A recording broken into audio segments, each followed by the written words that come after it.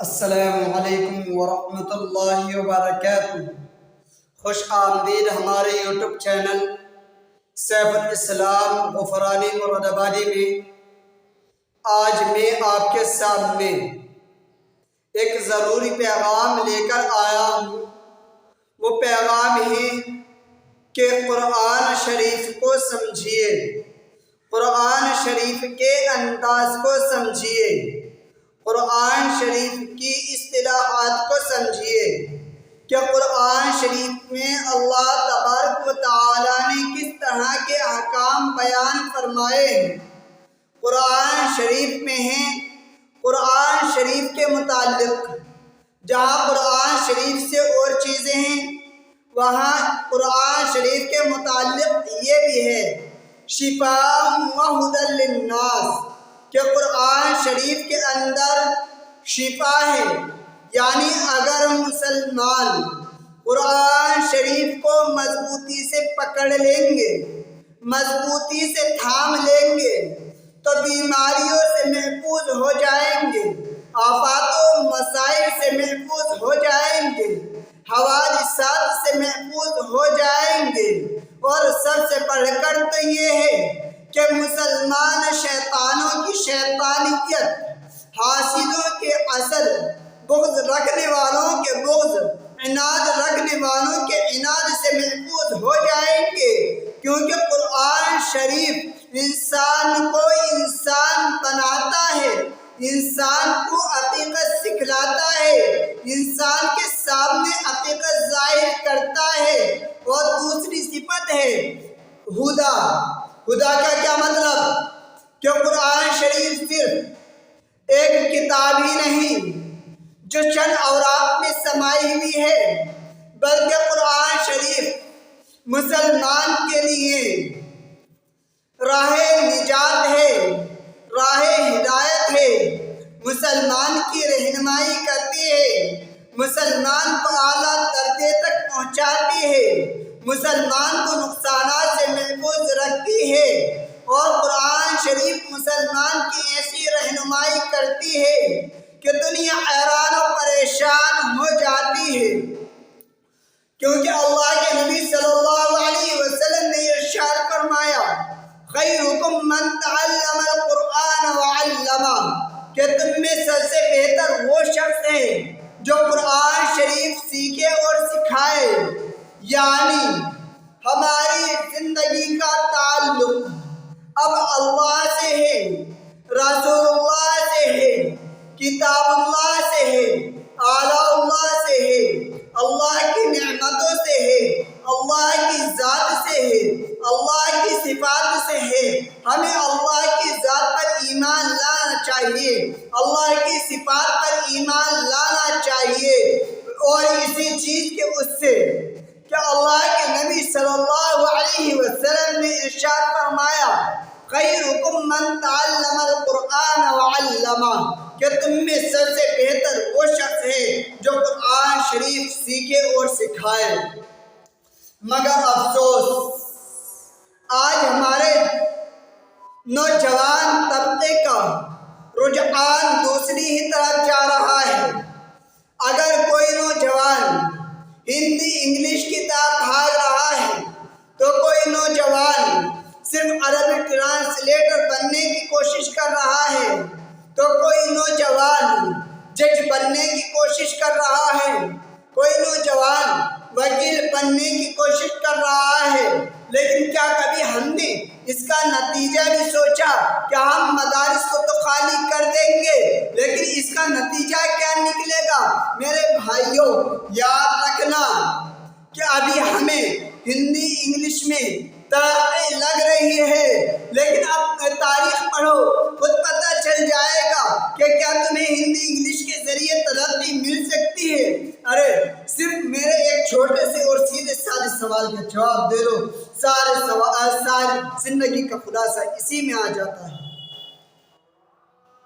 کہ کیا آپ لوگ ذہن میں مجیب JNU سے زیادہ ہیں؟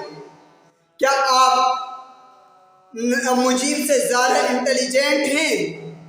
کیا آپ नवाब जान से ज़्यादा इंटेलिजेंट हैं?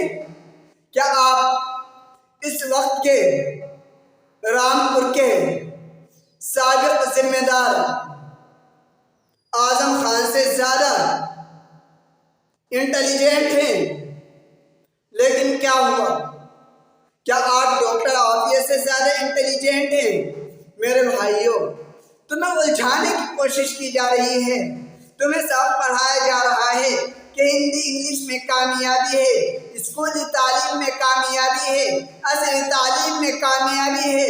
असर के माने आते हैं ज़माने के, और ज़माने की पहचान तो ये है, ज़माने की शान तो ये है कि ज़माना आदिश है, ज़माना बदलता रहता है, अदल बदलता है। और कुरान शरीफ अल्लाह की किताब है, और कुरान की सिफत कदीम होने की है, और कदीम वो है जो ना बदले बल्कि शुरू से हो और आखिर तक रहे। यही वजह है कि कुरान शरीफ के अंदर अल्लाह ने अपने अहकाम नाज़िल किए। अब देखिए, अल्लाह के अहकाम नहीं बदले, शैतान की चालें बदलती रही, शैतान के हरबे बदलते रहे। शैतान कभी हमारी माओं को निशाना बनाता रहा, कभी हमारी बहनों को निशाना बनाता रहा, कभी हमारे भाइयों को निशाना बनाता रहा, कभी हमारे सीनों को छलनी करता रहा। हर मैदान में शैतान ने हमें घेरने की कोशिश की, लेकिन क्या हुआ? अल्लाह की किताब कदीम है, कदीम है, कदीम है। जिस हालत में भी हमारे सामने फिरौन आया तो उसका मुकाबला वक्त के मूसा ने किया है। हर वक्त के फिरौन के लिए हर वक्त का मूसा तैयार रहता है, और ये जिम्मेदारी अल्लाह ताला की है, हमारी जिम्मेदारी नहीं है। क्या हम रोजी कहाँ से कमाएंगे? हमारी जिम्मेदारी नहीं है। क्या हम अपनी बीवी बच्चों को कहाँ से खिलाएंगे? अरे जो हमारी जिम्मेदारी है उसे तो हम एक तरफ डाल देते हैं, और जो हज़रत मीकाईल की जिम्मेदारी है उसे अपने सर पर ले लेते हैं। अरे रिज़्क़ देना तो हज़रत मीकाईल की जिम्मेदारी है, क्यों उसका लोड अपने ऊपर उठा रहे हैं? आप तो अल्लाह की इबादत में लग जाइए, अल्लाह की इबादत में लग जाइए, अल्लाह की इबादत में लग जाइए। दुनियावी मफासिद को छोड़ दीजिए, दुनियावी मफाद को छोड़ दीजिए। आप अल्लाह की मेहरबानी, आप अल्लाह के काम में लग जाइए।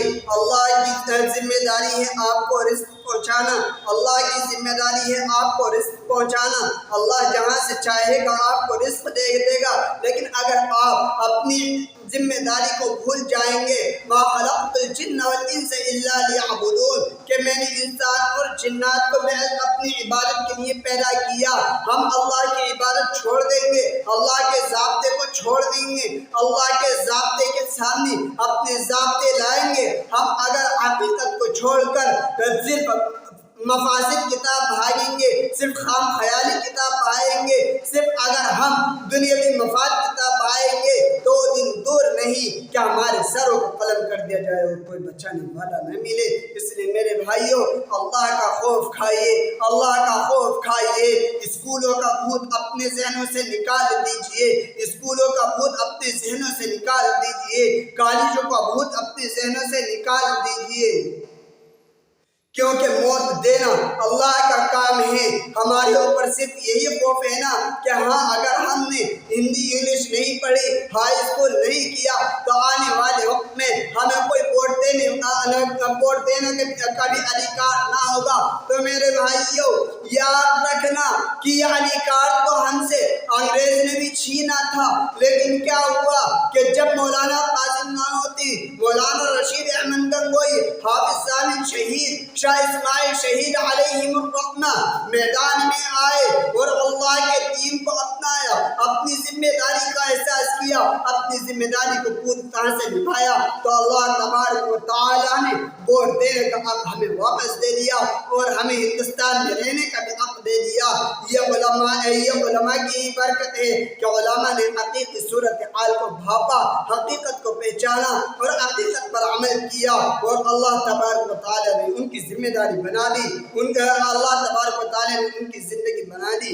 इसलिए मेरे भाइयों, हमें अपने जहनों से इंग्लिश का भूत निकाल देना चाहिए, ورنہ پہلی بات تو ہم انٹیلیجنٹ ہو نہیں سکتے، لیکن اگر ہم بالفرض والمعال مجیب سے زیادہ انٹیلیجنٹ ہو گئے، ڈاکٹر عافیہ سے زیادہ انٹیلیجنٹ ہو گئے، اگر ہم اعظم خان سے زیادہ انٹیلیجنٹ ہو گئے، اگر ہم اویسی سے زیادہ انٹیلیجنٹ ہو گئے، تو میرے بھائی یاد رکھنا کہ وہ دن بھی دور نہیں کہ ہمیں مجیب کی طرح غائب کر دیا جائے، ڈاکٹر عافیہ کی طرح پیر میں ڈال دیا جائے، آصفہ کی طرح ہمارے ان بہنوں کی عزتوں کو تار تار کر دیا جائے، اور ہم اس چیز کو روک بھی نہ سکے۔ اس لیے میرے بھائیوں، ہمیں یہ بھوت نکال دینا چاہیے، حقیقت کو پہچاننے کی کوشش کرنی چاہیے، اور ہندی انگلش کے بجائے قرآن حدیث کی طرف ہمیں اپنا رجحان کرنا چاہیے، اور حقیقت کو پہچاننے کی کوشش کرنی چاہیے، اپنے ذمہ داروں کی قدر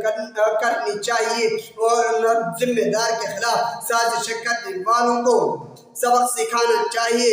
یوں تو ہمیں معلوم ہے کہ ہماری حکومت واقعی بہت اچھی ہے اور ایسی ہے کہ جگہ جگہ سڑکیں بچھا دی ہیں، لیکن نہیں معلوم کیوں ہماری حکومت نے ابھی تک مجیب کے قاتلوں کو گرفتار نہیں کیا، نہ معلوم کیوں ابھی تک ہماری حکومت نے آصفہ کے گنہگاروں کو گرفتار نہیں کیا، نہ معلوم کیوں ابھی تک ہماری حکومت نے نربھیا کے قاتلوں کو گرفتار نہیں کیا۔ ہمیں امید یہی ہے کہ واقعی جس طرح سے ہماری حکومت نے ہندوستان کی سڑکوں کو چمکایا ہے، ایسے ہی ہماری حکومت ہندوستان کی تہذیب کو بھی چمکائے گی، اور ہندوستان کے اندر وہ قانون لائے گی جو ہندوستان کے ہر باشندے کو، ہر ہندوستانی کو اس کا حق دلائے گی، اور ہر ہندوستان کو آگے بڑھنے کا موقع دے گی۔